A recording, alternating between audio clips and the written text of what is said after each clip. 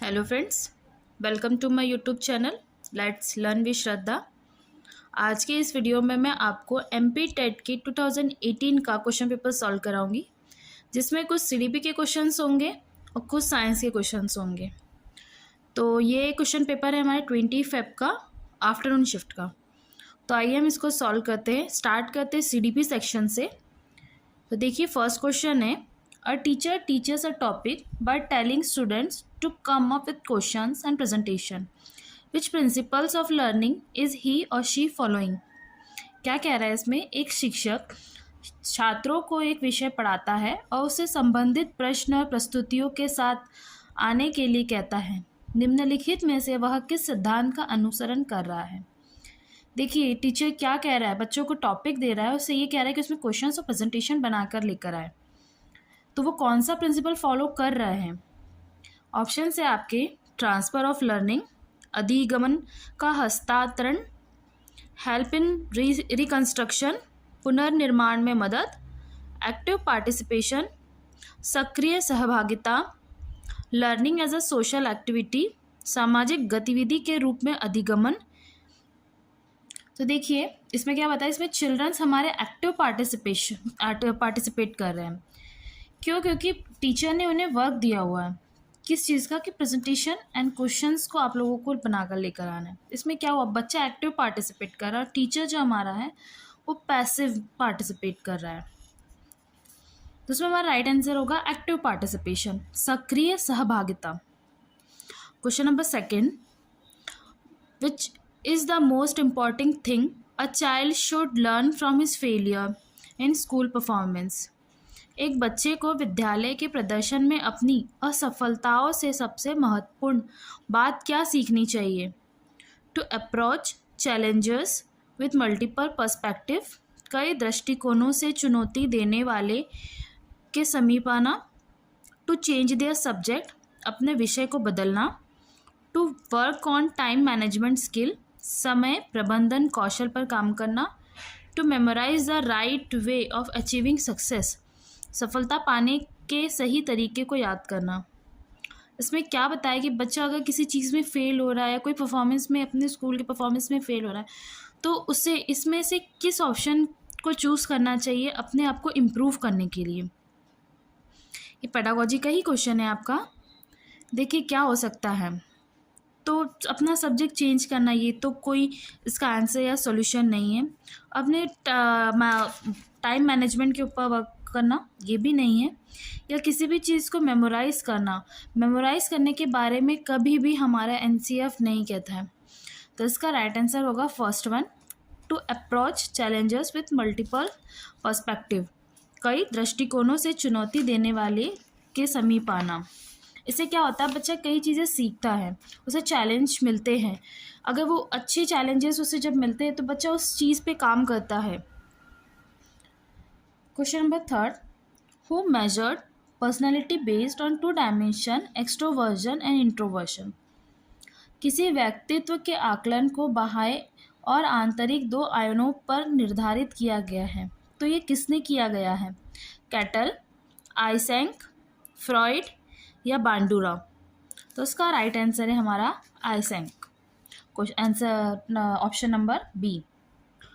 Question number 4, dash can be use to conduct both formative and summative assessment. Dash का उपयोग निर्णयात्मक और योगात्मक आंकलन दोनों को करने के लिए किया जा सकता है। किसका? होमवर्क, गृह कार्य, इवोल्यूशन ऑफ टीचर इफेक्टिवनेस, शिक्षक प्रभावशीलता का मूल्यांकन, portfolios, self assessment of students, छात्रों का स्व आकलन करना। हमारा फॉर्मेटिव क्या है, थ्रू आउट ईयर चलता है। जब भी कोई हमारा जो एग्जाम्पल बोल सकते हैं, इसका दे सकते हैं, जिससे कि कोई आपका लेसन कंप्लीट होता है, कोई यूनिट कंप्लीट होता है, या ड्यूरिंग द यूनिट जो हम बीच बीच में टेस्ट लेते रहते हैं या उनसे कुछ क्वेश्चंस करते हैं बच्चों से, तो वो सारे हमारे फॉर्मेटिव असेसमेंट्स में आते हैं।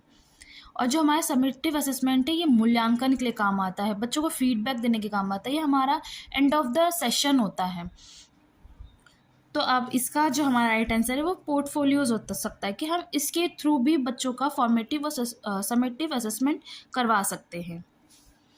Question number 5, dash has developed a socio culture approach to cognitive development. किसने संज्ञानात्मक विकास के लिए एक समाज शास्त्रीय दृष्टिकोण विकसित किया गया है। देखिए, आपको एक थ्योरी में मैंने बताया था, अगर आपसे पूछा जाए सोशल, SCL के बारे में आपको पता होगा। सोशल, कल्चर एंड लैंग्वेज, जब भी ये तीनों की बात करते हैं तो हमारा सीधा ये कनेक्ट होता है लेव वाइगोस्की से, ना कि एरिक एरिक्सन से, जीन पियाजे भी नहीं और ब्रूनर भी नहीं, क्योंकि SCL की बात होती है तो वो हमारे वाइगोस्की जी ने दिया है। तो इसका आंसर है Lev Vygotsky. Question number 6, children can be fully toilet trained by the age of dash. बच्चों को किस आयु तक पूरी करनी चाहिए हमारे शौचालय प्रशिक्षित शिक्षा जो दी जाती है वो किस एज तक की जाती है। 1 ईयर, 2 ईयर, 3 या 4 ईयर्स। तो 1 ईयर भी नहीं है, 2 भी नहीं, 3 ईयर्स, अप टू 3 ईयर्स तक हमें बच्चों को फुली टॉयलेट ट्रेन कर देना चाहिए। Question number 7, what type of theory of development does Erikson propose. Erikson ने किस प्रकार के विकास के सिद्धांत को प्रतिपादित किया है। Cognitive theory, learning theory, psychosexual theory या साइकोसोशल थ्योरी। तो कोग्निटिव थ्योरी इन्होंने नहीं दी है, लर्निंग थ्योरी भी नहीं है, साइकोसेक्सुअल थ्योरी भी नहीं है, तो इसका राइट आंसर होगा हमारा psychosocial theory. Question number 8, what is mean by classical conditioning. देखिए, क्लासिकल कंडीशनिंग जो हमें किसने दी थी, इवान पावलोव ने दी थी हमें, जिसका क्या है, शास्त्रीय अनुकूलन का मतलब क्या है। A stimulus acquire the capacity to evoke a response which was originally evoked by another stimulus।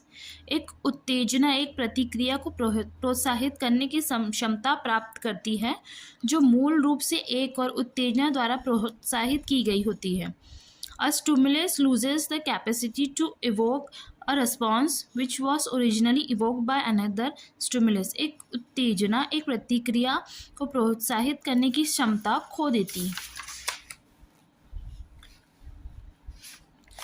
जो मूल रूप से एक और उत्तेजना द्वारा प्रोत्साहित की गई है।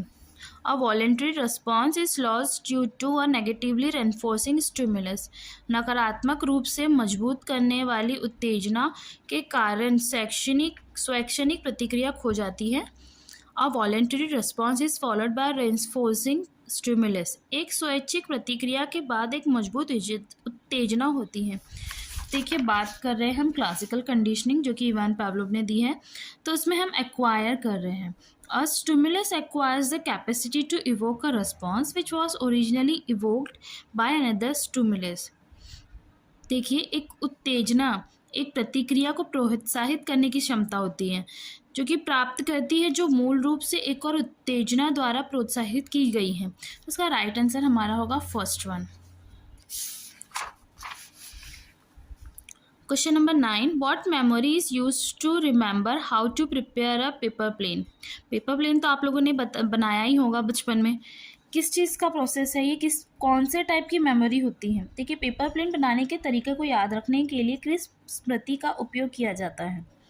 कौन सी मेमोरी होती है वो, echoic memory, iconic memory, semantic memory, procedure memory, प्रतिध्वनित स्मृति, अनुसंकेतिक स्मृति, शब्दार्थ स्मृति या प्रक्रियात्मक स्मृति। देखिए, ये इकोइक मेमोरी तो हो नहीं सकती है, या हम कोई संकेत दे रहे हैं तो उससे भी नहीं बनती है, या शब्द के थ्रू नहीं। हम जब पेपर प्लेन बनाता है बच्चा, उसको प्रोसीजर के थ्रू या वो जब वो खुद बना के नहीं देखता, उसे बना के सिखाया नहीं जाता, तब तक वो चीज़ उसे नहीं आती है। तो इसका राइट आंसर होगा हमारा बात प्रोसीजरल मेमोरी के थ्रू, जो कि प्रक्रियात्मक स्मृति। ऑब्वियसली जब तक बच्चा खुद से करके कोई चीज़ नहीं देखता है उसे वो चीज़ अच्छे से नहीं समझ आती है। इसे तो कहते हैं कि लर्निंग बाय डूइंग होनी चाहिए। जो हमारी CDP में ऐसी चीज़ें जिसमें बताया गया है कि कोई भी चीज़ों को जब तक हम खुद से नहीं करते वो चीज़ हमें अच्छे से समझ नहीं आती है या हम उस चीज़ को अच्छे से नहीं कर पाते हैं। Question number 10, what is the term used to describe the persons that a child observes and possibly imitate in observational learning। उस व्यक्ति का विवरण करने के लिए किस शब्द का प्रयोग किया जाता है जिसे बच्चा प्रेक्षिक अधिगमन में प्रेक्षित करता है, संभवतः उसकी नकल उतारता है। कौन सा हो सकता है, किस चीज़ को वो ऑब्जर्व करता है ऑब्जर्वेशनल लर्निंग में हमारे। तो एडल्ट किसी बड़े को करते हुए देखता है, या कोई मॉडल, या कोई प्रोटोटाइप, या किसी टीचर को। तो आपको बता दें मॉडल इसका राइट आंसर होगा। अगर कोई भी टाइप का हम मॉडल बच्चों के सामने बना के रख देते हैं, उस चीज़ को बच्चा बहुत अच्छे से ऑब्जर्व करता है, और जो ऑब्जर्व करके जो बच्चा सीखता है उसको हम ऑब्जर्वेशनल लर्निंग बोलते हैं। तो इसका राइट आंसर होगा model. Question number 11, what could be the best way for a teacher to motivate children in early adolescence years to grow, improve academic performance and develop interest in school? एक शिक्षक के लिए बच्चों को उनके शुरुआती किशोरावस्था में शैक्षणिक प्रदर्शन में सुधार करने और विद्यालय में रुचि विकसित करने के लिए प्रेरित करने का सबसे अच्छा तरीका क्या हो सकता है? बच्चों को मोटिवेट करना है अर्ली एडोलेसेंस में अपने एकेडमिक परफॉर्मेंस को इंक्रीज करने के लिए या इम्प्रूव करने के लिए, और उनका इंटरेस्ट उस चीज़ में स्कूल में डेवलप करने के लिए। तो क्या हो सकते हैं? Increase peer pressure and competition. देखिए बात अगर जब भी आ जाती है प्रेशर या कंपटीशन की, तो वो ऑप्शन हमारा ऑटोमेटिक कट हो जाता है, क्योंकि हम कंपटीशन नहीं करा सकते बच्चों का स्कूल में या किसी अदर फील्ड में, या उन्हें प्रेशर नहीं दे सकते हैं, तो हम इन पर दबाव और प्रतिस्पर्धा नहीं करा सकते। तो हमारा ये एलिमिनेशन अगर करा जाए तो हमारा फर्स्ट ऑप्शन तो ऐसे ही कट हो जाता है। Induce fear of test scores and failures through learn helplessness. अधिगमन असहायता के माध्यम से परीक्षणों, अंकों और असफलताओं के डर को कम करके। देखिए ये भी नहीं है, क्योंकि बच्चों को बिना किसी हेल्प के आप लोगों को नहीं करना है, आपको हेल्प प्रोवाइड करनी है, तो ये भी आपका ऑप्शन कट हो जाएगा।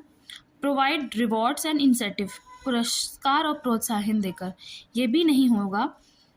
अब ऑप्शन देखते हैं थर्ड वाला, improve intrinsic motivation by developing concentration on learning task and enhance confidence in their intellectual abilities. अधिगमन कार्यों पर एकाग्रता विकसित करके और उनकी बौद्धिक क्षमताओं में आत्मविश्वास बढ़ाकर आंतरिक प्रेरणा में सुधार करना। ऑब्वियसली ये वाला सही है, क्योंकि बच्चों को मोटिवेट हमें कैसे करना है, तो उनके अंदर जो उनकी आत्मविश्वास है उस चीज़ को बढ़ाना है, हमें उनका कॉन्फिडेंस लेवल को बढ़ाना है, ताकि वो उस चीज़ को लेकर इंटरेस्ट पैदा करे और उस चीज़ को सीखे। तो इसका राइट आंसर होगा हमारा third. Question number 12, extreme defects in social understanding is common in what childhood disorder? सामाजिक समझ में अत्यधिक कमी बाल्यावस्था के किस विकार के सामान्य है? डिसलेक्सिया, डिसकैलकुलिया, ADHD या ऑटिज्म। देखो आपको बता दें डिसलेक्सिया, डिसकैलकुलिया और ADHD नहीं होगा, क्योंकि ये चीज़ें जो तीनों हैं ये हमारी लर्निंग डिसेबिलिटी हैं। बात करें हम चाइल्ड डिसऑर्डर की, इसमें ऑटिज़म होगा। और ऑटिज़म क्या होता है? आत्मविभो। इसमें बच्चे का आई कांटेक्ट नहीं कर पाता है बच्चा, या जो बोल रहा है वो उसकी बॉडी लैंग्वेज की डिफरेंट होती है, हमारा ऑटिज़म होता है। डिसकैलकुलिया तो हमारा मैथ्स का फेयर होता है। Question number 13, humanistic theory of personality is developed by. व्यक्तित्व की मानवतावादी सिद्धांत इनके द्वारा प्रस्तावित किया गया है। अब्राहम मैस्लो,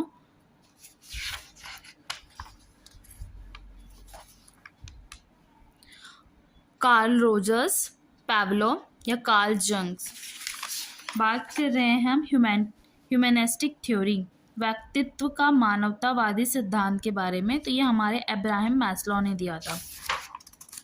कल भी हमने अब्राहम मैस्लो के ऊपर कुछ क्वेश्चंस किए थे, तो आप इसके पहले वाला वीडियो ज़रूर देखिएगा।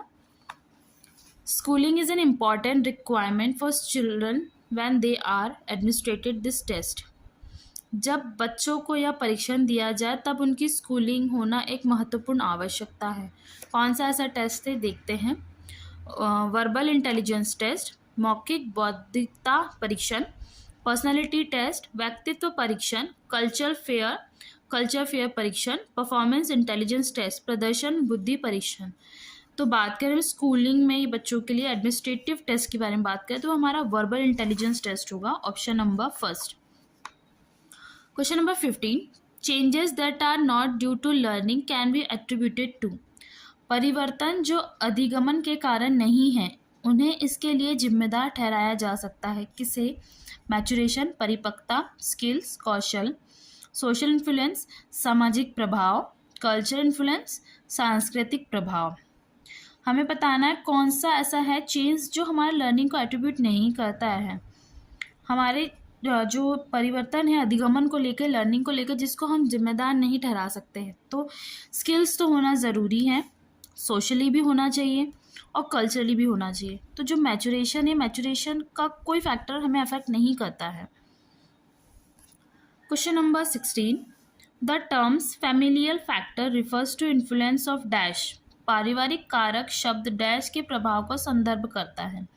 फैमिली मेंबर्स, पारिवारिक सदस्य, स्कूल इन्वायरमेंट ऑन लर्नर्स, शिक्षार्थी पर विद्यालय के का माहौल, फेशियल एक्सप्रेशंस, चेहरे के भाव, friend, Mitra.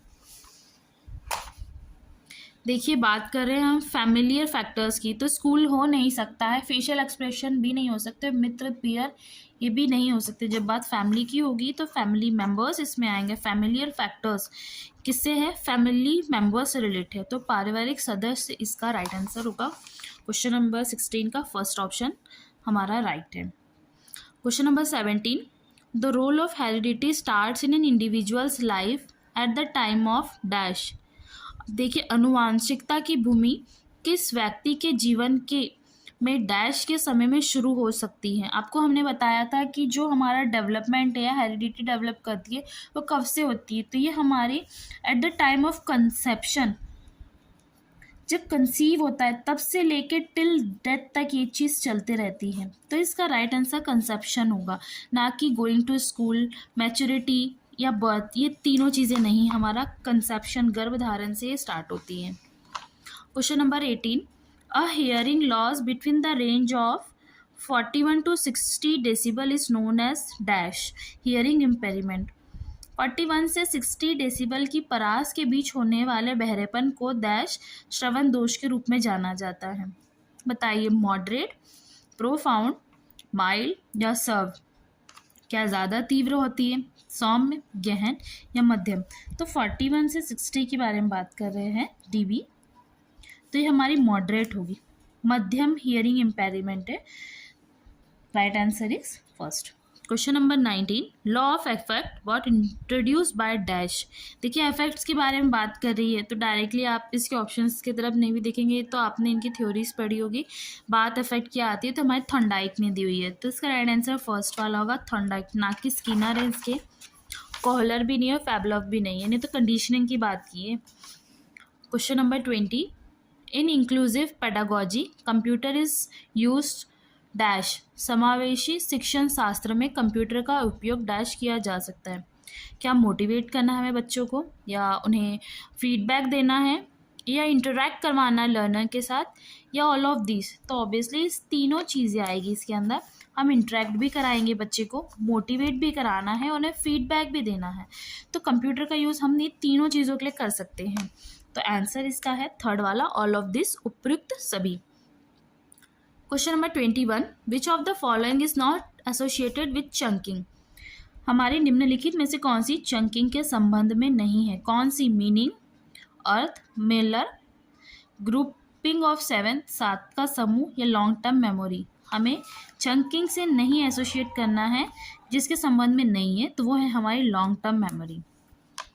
Question number 22, which of the following is not a product of learning. निम्नलिखित में से कौन अधिगमन का एक परिणाम नहीं है? नॉलेज, फिजिकल स्ट्रक्चर, स्किल्स, या हमारा है मैचुरेशन? तो इसका राइट आंसर होगा परिपक्वता, मैचुरेशन, जो कि प्रोडक्ट नहीं है हमारी लर्निंग का, क्योंकि नॉलेज भी ज़रूरी है, फिजिकल स्ट्रक्चर, भौतिक संरचना भी, और स्किल, कौशल भी इंपॉर्टेंट है। जो नहीं है वो है मैचुरेशन। हमने पीछे भी यही क्वेश्चन किया था, बस उसकी लैंग्वेज डिफरेंट थे। Question number 23, which of the following development stages is part of Kohlberg's theory of moral development? निम्नलिखित में से कौन सा विकास चरण कोलबर्ग के नैतिक विकास के सिद्धांत का हिस्सा है? यंग एडोलेसेंस, युवा किशोर, सेंसरी मोटर, इंटर साइकोसोशल, या पनिशमेंट ओबीडियंस ओरिएंटेशन, सजा और आज्ञाकारिता का अनुक्रम? तो इसका राइट आंसर होगा हमारा फर्स्ट वाला, पनिशमेंट एंड ओबीडियंस ओरिएंटेशन। देखिए जैसे अभी की हमने मोरल डेवलपमेंट के ऊपर एक क्वेश्चन किया है, तो मैंने कोलबर्ग की कुछ स्टेजेस यहाँ पे लिख दिए हैं। जो कोलबर्ग का स्टेज है मोरल डेवलपमेंट का, ये 3 लेवल्स में है। ध्यान रखिएगा, जब अगर लेवल के बारे में पूछता है तो ये 3 होती है, अगर स्टेज के बारे में पूछता है तो 6 होती हैं। जैसे पीछे हमें स्टेज के बारे में पूछा था, ना कि लेवल के बारे में। अगर लेवल पूछता है आपसे डायरेक्ट कि मोरल डेवलपमेंट कोलबर्ग की कितनी लेवल्स में होती है, तो वो 3 होती है, स्टेज हमारी 6 होती है। तो 3 लेवल है हमारी। फर्स्ट है pre conventional morality, second level है हमारा कन्वेंशनल मोरालिटी, थर्ड है हमारा पोस्ट कन्वेंशनल मोरालिटी।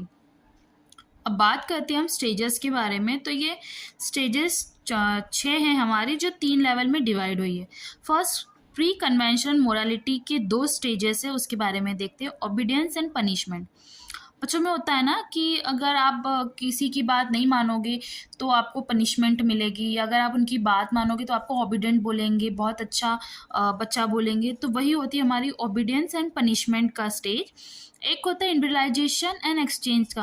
आप लोगों ने देखा होगा, जिससे अगर कोई छोटा बच्चा आपके घर में तो देखेगा, उससे कहिएगा कि मैं तुम्हें एक चॉकलेट देता हूँ तो तुम भी मुझे एक दीजिएगा, या कोई आइसक्रीम शेयर करता है कि हाँ पहले तुम मुझे खिलाओ तो मैं तुम्हें खिलाऊंगा।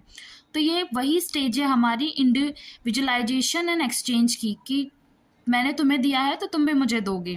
तो ये हमारी फर्स्ट लेवल था प्री कन्वेंशनल मोरालिटी, जिसकी 2 स्टेजेस हो गई, obedient and punishment, individualisation and exchange की। बात करते हैं सेकेंड लेवल की, जो है हमारी कन्वेंशनल मोरालिटी की। इसकी भी 2 स्टेजेस है, developing good boy and good girl orientation. ये हमारी खुद की इंटरपर्सनल रिलेशनशिप होती है, और जैसे कि गुड बॉय और गुड गर्ल वाला हमें टैग मिलना चाहिए स्कूल में, सोसाइटी में, कि हाँ कि ये बच्चा बहुत गुड है, ये गर्ल बहुत गुड है। तो ये हमारी गुड बॉय गुड गर्ल की ओरिएंटेशन होती है। और मेंटेनिंग सोशल ऑर्डर, जैसे कुछ सोशली हम हैं और हमें कुछ ऑर्डर दिए जाते हैं कि हमें इस काम को इस टाइम तक करना है, एक लिमिट तक इस चीज़ को कंप्लीट करना है। तो ये हमारी सोशल ऑर्डर को मेंटेन करने का लेवल होता है। बात करते हैं हम थर्ड लेवल की, जिसमें है पोस्ट कन्वेंशनल मोरालिटी, जो कि ये लास्ट स्टेज होती है हमारी, लास्ट लेवल होती है मोरल डेवलपमेंट की। इसमें भी 2 टाइप्स की स्टेजेस होती है, एक social contract and individual rights होता है, और यूनिवर्सल प्रिंसिपल, मतलब ये तो लास्ट स्टेज हो गई। तो ये थी हमारी कोलबर्ग की मोरल डेवलपमेंट की 3 लेवल और 6 स्टेजेस। आप लोग इसे भी याद कर लीजिएगा, इसमें से भी क्वेश्चंस आते हैं, जैसे कि आपने पीछे क्वेश्चन देखा हुआ है। नाउ हम बात करते हैं क्वेश्चन नंबर 24 की। Which one of the following is not a process of learning? निम्नलिखित में से कौन सी स्मृति मेमोरी की प्रक्रिया नहीं है? रिटेंशन, अवधारणा, रिप्लानिंग, पुनर्नियोजन, रिकॉल, स्मरण, लर्निंग, अधिगमन। तो इसका राइट आंसर है हमारा रिप्लानिंग जो है, क्योंकि ये नहीं है, नॉट पूछा गया है आपसे। कई बार क्वेश्चन में आप रीड कर लीजिएगा, कई जगह पूछता है, कई जगह नॉट लिख देता है। अगर नॉट बोलता है तो ध्यान दीजिएगा कौन सी नहीं है, तो रीप्लानिंग वाली हमारी नहीं है। इसकी जो स्टेजेस है वो ये है, learning, retention, recall and recognisation. तो ये स्टेजेस है हमारी मेमोरी की, जिसमें देखिए रिप्लानिंग का कोई ऑप्शन नहीं है, तो इसका राइट आंसर होगा हमारा replanning. Question number 25, which type of parenting is characterize by emotional detachment? किस प्रकार का पालन पोषण भावनात्मक लगाव की उल्लक्षणता है? अनइन्वॉल्व पेरेंटिंग, असंबद्ध पालन पोषण, ऑथोरेटिव पेरेंटिंग, आधिकारिक पालन पोषण, ड्यूअल वर्कर पेरेंटिंग, दोहरा श्रमिक पालन पोषण, या सिंगल पेरेंटिंग, एकल पालन पोषण। बात कर रहे हैं हम लोग इमोशनल डी अटैचमेंट की या भावनात्मक अलगाव की, तो इसमें हमारा राइट आंसर होगा फर्स्ट वाला, अनइन्वॉल्व पेरेंटिंग, असंबद्ध पालन पोषण की। Question number 26, to improve class discipline the teacher has to. कक्षा के अनुशासन को बेहतर करने के लिए शिक्षक को, क्या ऑप्शन है? Call parent teacher meeting to discuss the situation, स्थिति पर चर्चा करने के लिए अभिभावक शिक्षक बैठक की जानी चाहिए। देखिए, क्लास के डिसिप्लिन को इम्प्रूव करना है तो बार बार पेरेंट्स टीचर मीटिंग करना ये भी सही नहीं है। Note specific instruction of class rules in diary, diary में कक्षा नियमों के निर्देश को विशिष्ट रूप से नोट करना, ये भी नहीं, क्योंकि हर चीज़ हम लोग डायरी में भी नहीं नोट करवा सकते हैं। Evaluate his and her methods and approaches and materials, अपनी विधियों व दृष्टिकोण और सामग्री का मूल्यांकन करना चाहिए। Consult the class and agree upon a series of punishment, कक्षा में परामर्श करना और दंड की एक श्रृंखला पर सहमत होना चाहिए। देखिए जब भी बात पनिशमेंट की आती है तो ऑप्शन ऑटोमेटिक कट हो जाता है, एलिमिनेट हो जाता है, तो इसका राइट आंसर होगा थर्ड वाला। Evaluate his her method and approaches and material, अपनी विधियों व दृष्टिकोण और सामग्री का मूल्यांकन करना चाहिए। Question number 27, which of the following situation shows aptitude for verbal compression, निम्नलिखित में से कौन सी परिस्थितियाँ मौखिक समक्ष के लिए अभिवृत्ति दर्शाती हैं? राइटिंग अ पोएट्री, एक कविता लिखना, listening and reacting to a friend's problem, किसी मित्र की समस्या को सुनना और प्रतिक्रिया देना, acting in a school play, एक विद्याई नाटक में अभिनय करना, giving a speech in class, कक्षा में भाषण देना। बात करें हम एप्टीट्यूड की किस लिए, वर्बल कॉम्प्रीहेंशन के लिए। तो मौखिक के बारे में बात कर रहे हैं तो क्या होगा, ये राइटिंग तो हमारा लिखना होगा, एक्टिंग भी नहीं है और स्पीच भी नहीं। क्या करना है, किसी भी मित्र की समस्या को सुनना और प्रतिक्रिया देना, ये हमारा वर्बल कंप्रीहेंशन है या मौखिक समझ है हमारी। इसका राइट आंसर होगा B, listening and reacting to a friend's problem. Question number 28, which of the following points is not consistent with John Dewey's approach. बात कर रहे हैं हम लोग जॉन डेवेस के बारे में, निम्नलिखित में से कौन सा बिंदु जॉन डेवे के दृष्टिकोण के अनुसार नहीं है? Child is an active learner not a passive observer, बच्चा एक सक्रिय अधिक्रमता है जो एक निष्क्रिय प्रेक्षक नहीं है। Human beings learn through a hands on approach, मनुष्य हैंड्स ऑन दृष्टिकोण से अधिगमन करता है। Learning should be relevant and practical not just passive and theoretical, अधिगमन प्रांशिक और व्यवहारिक होना चाहिए, न केवल निष्क्रिय और सैद्धांतिक। The idea that one will not be able to quickly recall the meaning of the material the more one repeats it, विचार यह है कि व्यक्ति जिस सामग्री को अधिक दोहराता है उसका अर्थ जल्दी से याद कर सकेगा। देखिए बात कर रहे हैं नॉट की कि इनमें से कौन सा नहीं है। तो चाइल्ड हमारा एक्टिव लर्नर है, ये तो इस जॉन डेवे के अप्रोच के अनुसार सही है।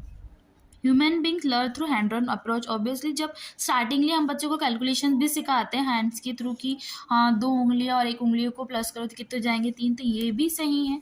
Learning should be relevant and practical होना चाहिए, ये भी सही है, ना कि थ्योरेटिकल, क्योंकि थ्योरी से बच्चा नहीं समझता है जितना जल्दी वो प्रैक्टिकली समझ जाता है, तो ये भी सही है। तो बात अगर नॉट की कर रहे हैं तो इसका राइट आंसर होगा फोर्थ वाला, जिसमें the idea that one will be able to quickly recall the meaning of the material the more, इसमें होता है कि बच्चा जिस चीज़ को बार बार कहता है, दोहराता है, जिसको हम रोट लर्निंग बोलते हैं, तो रोट लर्निंग को हम लोग इसमें अप्रोच में गलत दिया गया है कि जल्दी से याद कर लेना है, उसी चीज़ को दोहराना, ये इस क्वेश्चन के अकॉर्डिंग गलत है, जो हमारा राइट आंसर है। Question number 29, a 5 years old child can differentiate his mother from a dog. This is due to which of the following cognitive process. 5 साल का बच्चा अपनी माँ को एक कुत्ते से अलग कर सकता है या निम्नलिखित संज्ञानात्मक प्रतिक्रिया में से किसके कारण है? कॉन्सेप्ट, अवधारणा, अटेंशन, अवधान, सेंसेशन, संवेदना, परसेप्शन, बोध। देखिए अब 5 साल का बच्चे के बारे में बात कर रहे हैं, 5 years के बारे में, तो 5 साल तक का बच्चा जो होता है ना, वो कॉन्सेप्ट समझ जाता है कि कुत्ता क्या है और माँ क्या है, मतलब डिफरेंस जानता है। ये नहीं कि जब छोटा बच्चा होता है तो उसे हर 4 पैर वाला जानवर एक ही दिखता है, कि हमने एक बार बता दिया कि जिसके 4 पैर रहते हैं वो काऊ होती है, तो वो हर 4 पैर वाले जानवर को देख के काऊ ही बोलता है। वो इसलिए बोलता है क्योंकि उस टाइम पे उसका कॉन्सेप्ट क्लियर नहीं होता, लेकिन जब बात करते हैं 5 years ओल्ड चाइल्ड की तो उसका कॉन्सेप्ट क्लियर हो जाता है। तो उसका राइट आंसर होगा फर्स्ट वाला, कॉन्सेप्ट, अवधारणा। Question number 30, bipolar disorder also use to known as द्विध्रुविक विकार, बाइपोलर डिसऑर्डर को इस नाम से भी जाना जाता है, किस नाम से जाना जाता है?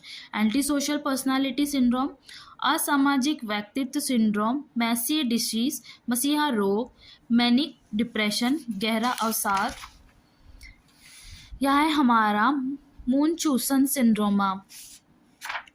तो बाइपोलर डिसऑर्डर की बात कर रहे हैं तो इसका राइट आंसर होगा हमारा थर्ड वन, मैनिक डिप्रेशन, गहरा अवसाद।